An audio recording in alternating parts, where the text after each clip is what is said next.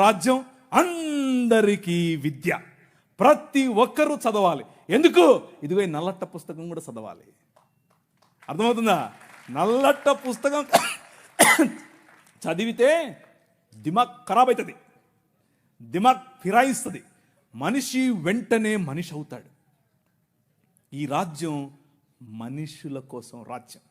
ఆ రాజ్యం తలకాయలో నుంచి వచ్చిన వాళ్ళకి మాత్రమే రాజ్యం, భుజాల్లో నుంచి వచ్చిన వాళ్ళకే రాజ్యం. ఈ రాజ్యం అందరి రాజ్యం, అందరికీ సుభిక్షత, అందరికీ పట్టభద్రత్వం.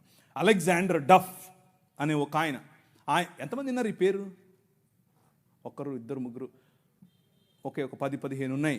మిగిలిన వాళ్ళు ఒక చెంచా నీళ్లు తీసుకొని దూకండి. అలెగ్జాండర్ అంటే పొరపాటున మీరు ఆ గ్రీకు ఒక ఆయన వచ్చాడు గుర్రం వేసుకొని, ఆయన అనుకుంటారు, కాదు, ఈయన వేరే. అలెగ్జాండర్ డఫ్. ఈయన రవి అస్తమించని బ్రిటిష్ సామ్రాజ్యం పైన ఇన్ఫ్లుయెన్స్ తీసుకొచ్చాడు. ఏం ఇన్ఫ్లుయెన్స్ తెలుసా? నా పిల్లలు చదవాలి, మా భారతీయ పిల్లలు చదువుకోవాలి.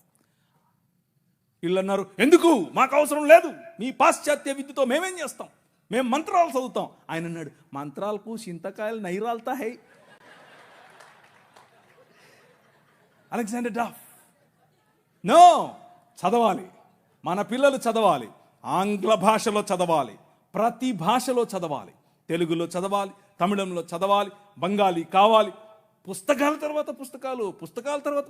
ఈ అలెగ్జాండర్ డఫ్ యొక్క ఇన్ఫ్లుయెన్స్ కారణం చేత ఈశ్వరచంద్ర విద్యాసాగర్, అలాగే రాజా రామ్మోహన్ రాయ్ ఇలాంటి వాళ్ళు నిలబడి, ఎస్, మా పిల్లలు చదవాలి, మా పిల్లలు కూడా చదవాలి, మంత్రాలకు మేమేం చేసుకోవాలి, అవసరం లేదు, ఎల్లమ్మకో పుల్లమ్మకో పోయి మీరు చదువుకోండి అని యూనివర్సిటీస్ ఒకే సంవత్సరంలో, అటువైపు మెడ్రాస్ యూనివర్సిటీ, ఇటువైపు బాంబే యూనివర్సిటీ, ఇటువైపు శ్రీరాంపూర్ యూనివర్సిటీగా ఈరోజు ఏదైతే ఉందో బైబిల్ కాలేజ్ అనుకుంటున్నారో, అది ఆ రోజు కల్కటా యూనివర్సిటీ.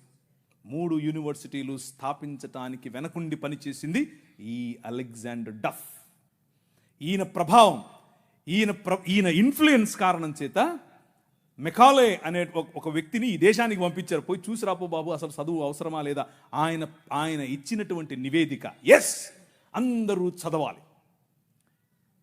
ఇంతమంది కూర్చొని ఉన్నారు, బైబిల్ సంకలో పెట్టుకొని ఓ వెళ్ళిపోతున్నారు, బాగుంది.